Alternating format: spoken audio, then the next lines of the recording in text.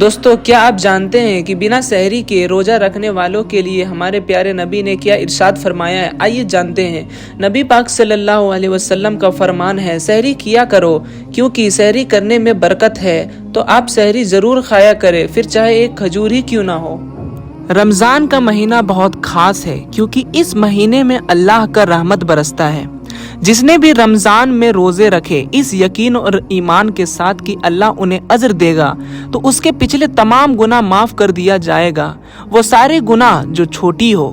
رمضان میں قرآن کو سمجھ کر پڑھنے کی کوشش کریں اور خوب سارا صدقہ دیں اور شوق سے نمازیں پڑھیں۔ اللہ ہماری کوششوں کو دیکھتا ہے اور تھوڑے سے عمل کا کئی گنا اجر دیتا ہے۔ اس رمضان کو ایسے سمجھیے کہ یہ زندگی کا آخری رمضان ہے اور زیادہ سے زیادہ نیکیاں کریں۔ رمضان میں ایک خاص رات آتی ہے جسے کہتے ہیں شب قدر۔ یہ ایک رات 1000 مہینوں سے زیادہ بہتر ہے۔ مطلب آپ شب قدر کی ایک رات میں عبادت کریں گے تو اس کا ثواب آپ کو 80 سال کی عبادت کا ملے گا۔ مطلب ایک رات کی عبادت آپ کی پوری زندگی کی عبادت کے برابر ہے۔ تو اس رمضان آپ شب قدر کی رات کو عبادت کرنا نہ بھولیں۔ دوستو، رمضان کی پہلی رات کیسی ہوتی ہے؟ آئیے جانتے ہیں۔ رسول اللہ صلی اللہ علیہ وسلم نے فرمایا کہ جب رمضان کا مہینہ آتا ہے تو جنت کے سارے دروازے کھول دیے جاتے ہیں اور جہنم کے سارے دروازے بند کر دیے جاتے ہیں اور شیطان کو زنجیروں میں جکڑ کر قید کر لیا جاتا ہے تاکہ وہ روزے داروں کو پریشان نہ کر سکیں۔ آپ نے فرمایا کہ اگر بندوں کو معلوم ہوتا کہ رمضان کیا چیز ہے تو میرا امت تمنا کرتی کہ پورا سال رمضان ہوتا۔ اللہ کی سب سے پیاری بات یہ ہے کہ اللہ سب کا ہے۔ اللہ اس کا بھی ہے جو نماز پڑھتا ہے، اللہ اس کا بھی ہے جو نماز نہیں پڑھتا ہے، اللہ اس کا بھی ہے جو پردہ کرتا ہے اور اس کا بھی جو پردہ نہیں کرتا ہے۔ گنہگار ہونے کا مطلب یہ نہیں کہ اللہ آپ کا نہیں ہے، اللہ سب کا ہے۔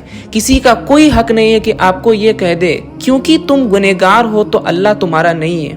اللہ نے واپسی کا دروازہ تب تک کھلا رکھا ہے جب تک آخری سانس ہے۔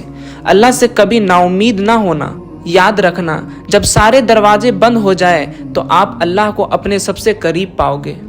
ہر رات تہجد کے وقت اللہ پہلے عرش پر آتے ہیں اور پکارتے ہیں کہ کوئی ہے مجھ سے دعا مانگنے والا کہ میں اس کی دعا قبول کر لوں، کوئی ہے مجھ سے مانگنے والا کہ میں اسے دے دوں، کوئی ہے مجھ سے بخشش طلب کرنے والا کہ میں اسے بخش دوں۔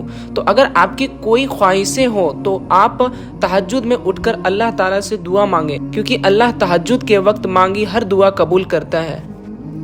میرے نبی نے فرمایا، چند باتیں میری مان لو، دنیا بھی تمہاری ہے اور آخرت بھی تمہاری۔ پہلی بات، ہمیشہ سچ بولنا، جھوٹ نہ بولنا۔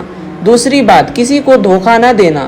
تیسری بات، اپنے اخلاق اچھے کر لو۔ چوتھی بات، حلال کمانا، حرام نہ کمانا، تبھی آپ دنیا اور آخرت میں ہمیشہ خوش رہو گے۔ اللہ قرآن میں فرماتے ہیں کہ تو مجھ پر بھروسہ رکھ اور صرف مجھی سے ہی مانگو جو مانگنا ہے، وہاں سے روزی دوں گا کہ تو نے کبھی سوچا نہیں ہوگا۔ میرے ذات پر بھروسہ کر، پھر میں تیرے لیے بڑا دروازہ کھول دوں گا، اور مجھے منانے کے لیے تم میرے لیے سجدہ کرو، تم زکوٰۃ دو، تم روزہ رکھو، تم لوگوں کو نماز پڑھنے کی دعوت اچھے سے دو۔